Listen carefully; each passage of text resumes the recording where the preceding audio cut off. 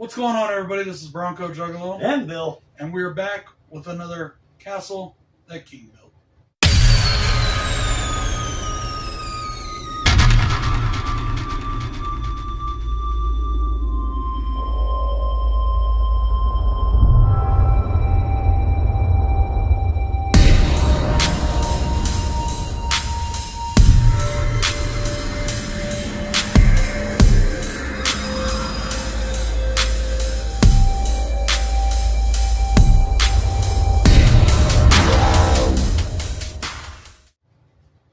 Today, we are doing Night Flier from 1997. Now, this is actually the first movie on this segment that we have not read the book for. I can't remember if it's a full book or a short story. It's a short story. But, it's a short story. Well, it's not it's a story in a collection of stories. Okay. It's in a couple of books. It's for King, and his books. It was published in Nightmares and Dreamscapes, but it was actually first published in a book of short stories from horror authors, of different horror authors. Okay. And that was in 1988. It was called Prime Evil: Short Stories by Modern Horror Masters. And so it was published along with some stories by, I think Clive Barker put one in, a few other people. Okay. Yeah, I'm not sure. I'm pretty sure I didn't read this one. Yeah. Pretty sure. I've got Nightmares and Dreamscapes, but I've never actually opened and read it yet, so I haven't. I don't think I have that book, so I'm pretty sure I have not read this. Well, that's the only time it was published in an actual King book. So. Okay. Now, this movie had a $3 million budget, but it's unknown what it took in the box office, because the only thing I could find is what it took in the American box office, which was only like $150,000. Oh. So it didn't do very well, at least as far as Ouch. Here in America, and I couldn't find anything of what it made worldwide, so I don't know. Who knows if it got released? Now, this movie was actually critically panned, which is not surprising. A lot of King movies were, except for by Leonard Maltin, who really, really loved the movie. Really? And for those of you that don't know who Leonard Maltin is, look him up, fuckers. He's a cool dude. Yeah. It also had a canceled sequel. Okay, I can see why it got canceled since, $3 million and you only bring in $150,000, so you can kind of see why. The sequel was supposed to be called Fear of Flying, and it never got released. A very cool fact about this movie is that the UK DVD version has more gore on it. Really? Yeah, the American has less gore than the UK DVD, which is shocking because it's usually the opposite. Yeah. The UK is the one that always restricts shit. Who knows? So as I said, released in 1997, directed by Mark Pavia, starring Miguel Ferrer, I'm not sure how it's pronounced, as Richard Dees, and Julie Entwisle as Catherine Jimmy Blair. Jimmy in quotes. She got the nickname in the movie because of Jimmy Olsen from Superman. Richard Dees' character being a jerk gave her that nickname. Yep. So the story for this movie. A killer Cessna pilot is much more than just a killer. He is actually a creature right out of our nightmares. Or out of our classic horror cinema, because that's kind of the look they went with in this film. He's a vampire. So just going for broke, like I said, neither of us read this one yet. No. First time that's happened, except for the one that we read, or we did, where they never actually had a book for it. Exactly. But I enjoyed the movie. I think you had a different take on it. Yeah. I liked it. It's a very slow burn. It is slow, and sometimes with some King movies, it can be that way. But a lot of times, they're a nice slow. They actually develop a lot of story. This one here, I just felt was a little too blah. Just a little too strung out. A little too boring at parts. I really liked the whole aspect nature of the detective aspect nature of the film, and them chasing the story and trying to figure out what's going on, and maybe stop this guy. I will say it really picked up on that last part, huh? Yes, the last scene. Yes. Pros or cons first? What do you think? Well, Oh, well, let's start with cons, because I don't think you probably have that many. Let's go there. I've got two. I've got two cons. Okay, fire. Okay, first con. The bad guy, the antagonist, his name is Dwight Renfield. Now, that is kind of a, salute to the 1930s, Yes. vampire Dracula films. Yes. I can't talk today for some reason. I feel like I'm trying to search for words in my brain. I think it's hot and my brain's overheated. Does it jog his memory? Okay. Think I jogged it too hard.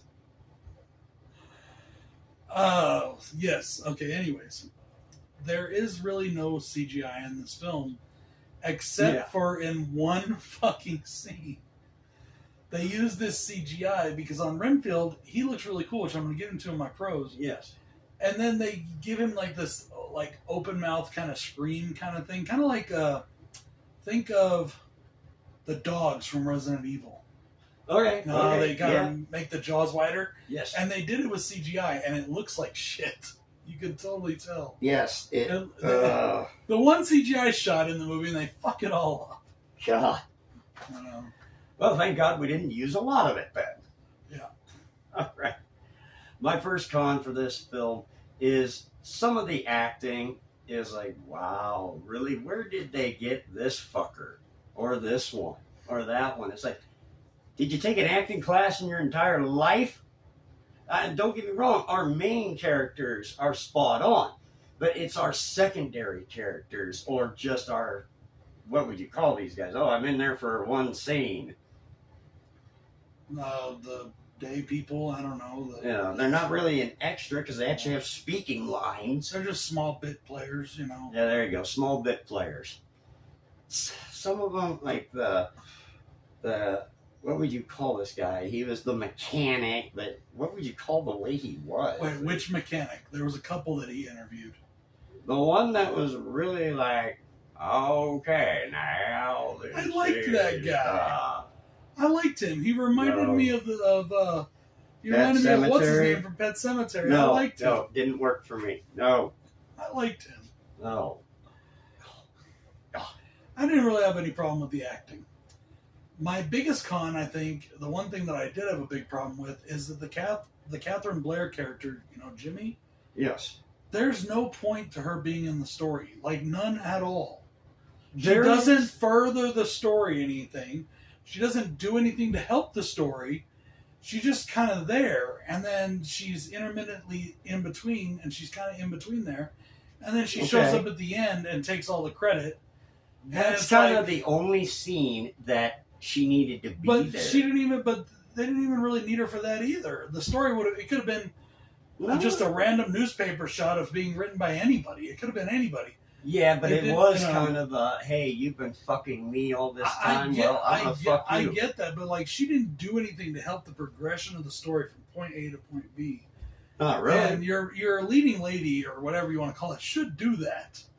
Your second main character, your assistant lead, should do that. You would hope. There should be more to the story than just kind of thrown in every once in a while.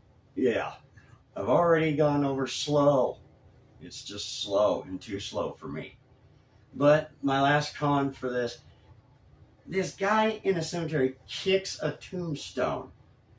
And it's like, unless that sucker was just ready to fall over, but it didn't look like it, he would have broke his goddamn foot on it.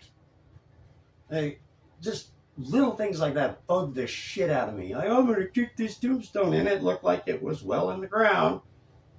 And he just kicks it over easily, doesn't break his foot or nothing, doesn't even feel it. Like, what the hell? I actually They're made of granite. I actually missed the shot. I told him, I said, it is possible to knock him over. Yeah, but they have I didn't know if the guy kicked it with the bottom of his foot pushing it no. or whatever, because that would knock it over if you do it hard enough. But like you said, he just kind of kicked it. That would hurt. Yeah, that would hurt. And it looked like it was firmly in place. It didn't look like a really old tombstone. Well, it was the guy that died. Yeah. That he was talking to the mechanic guy about. It was that guy that died, so it couldn't have been that far long, ago. Yep. Or that long ago. Man, I just can't talk today. You're fine. Well, getting into the pros, my first pro that I want to talk about is I love the way Dwight Renfield looks. They give him this creature look throughout the whole movie, and then we get to see like the more normal, human, elegant vampire look. Yes. He's dressed like an elegant vampire throughout the whole movie. And it is very much a salute back to those old films. And he looks like he walked right out of a Dracula novel. He's got the cape. It does. Red on the inside, black on the outside. You know, he's got the nice dark kind of suit on underneath. And he looks really good. And the makeup job is really good on him. It is. It is. I like the way he looks. I like the costuming. I think that they did a very good job on that. And I like the way the plane looks. Oh, yeah. I like that his plane that he flies around in, which I don't know why a vampire needs a plane to fly around in, but whatever. Hey, you want to get to point A to point B, it's a little faster by plane than anything else. I mean, he can turn himself into a bat and fly. He never did in the movie, so who knows? Maybe they didn't take that part of the vampire lore. But his face looked like a bat. His face looked like a bat, yeah. So, yeah, I did really enjoy that aspect of it. I thought that was really cool. Okay, my first pro for this film is the kind of vampire lore that they did put in. Like finding dirt underneath the Cessna. Mm-hmm. That is from the whole vampire lore, the whole... Bram Stoker shit. Yeah, Bram Stoker. Buried in your own or your dirt from your homeland kind of thing. Your homeland dirt. Right. So he is bringing this shit with him. So I think that's really cool there that they put little tidbits like that in from the vampire lore. And, you know, going to not just the vampire lore, but there's a lot of salutes and Easter eggs to old horror, to old, vampire films. The name Renfield, like I said, the costuming very much looks like out of the Hammer or the Universal movies. Lots of different things, all the vampire stuff, they do kind of keep with the lores and they keep with the salutes to the films. But there's also a lot of salutes to other Stephen King films. As in so many of his films, certain things are named, like Derry, the town of Derry is named. There are in the newsroom where the two main reporters work, on the walls a bunch of news stories, all reported by this crack reporter Richard Dees. Well, they're all about different books that Stephen King has written. You know, different things that have happened in the Stephen King world. Wasn't one The Rabid Dog Crucio? Mm-hmm. Well before any actual King verse or whatever people want to call it that they're kind of trying to establish now was ever even thought of, you know. That is really cool. I do like little tidbits like that in films. Okay. Next pro.